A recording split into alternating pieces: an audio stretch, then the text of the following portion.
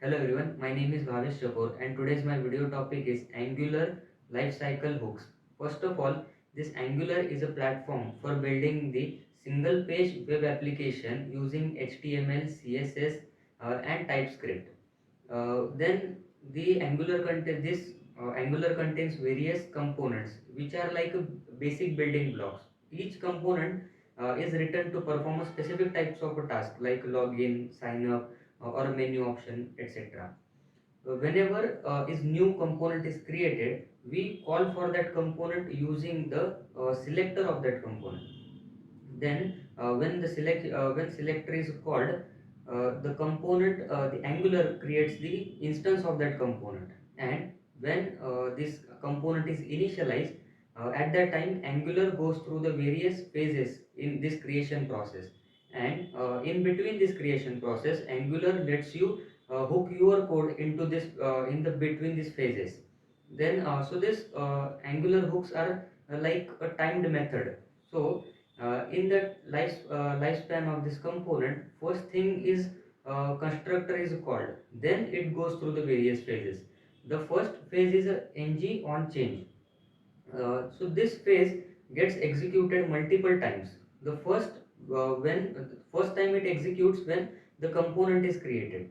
After that, whenever the property, the input property which is bind in our component is changed, at that time this input on at that time ng on change phase is executed. Then second is a ng on init. So this phase gets executed whenever our component gets initialized. After that, the third phase is a ng do check. So just like the first phase, this phase also executed multiple times, but only when there is some change is detected.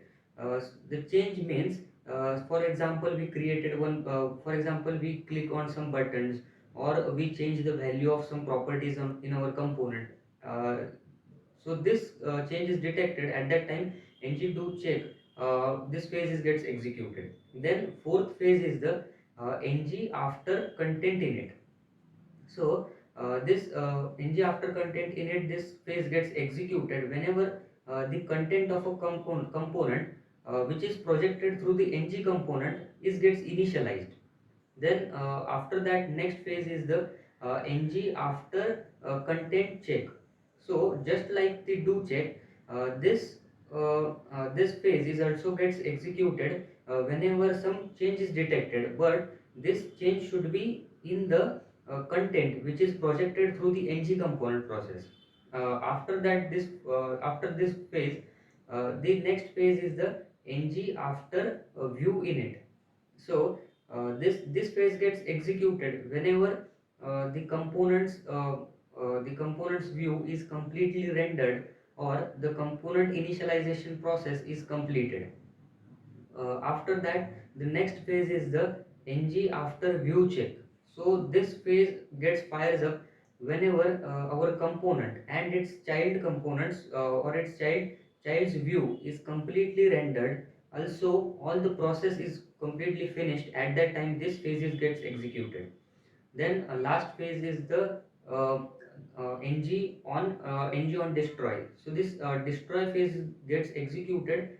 So whenever when component is called the other component, so at that time this is a single page website, a single page. Therefore, the page does not changes. It just changes the content present on this page. So whenever the one component is called from the other component, the first component gets killed or destroyed. So this phase is called just before the destroying of that page. So that the pending actions of this component should not be carried out to the next page. So this is the life phases of the life phases of this Angular hooks.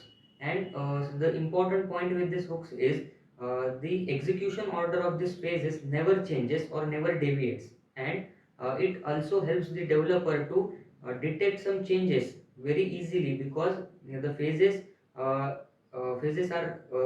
executed sequentially, and user can detect these changes easily. So that's it with the Angular lifecycle hooks.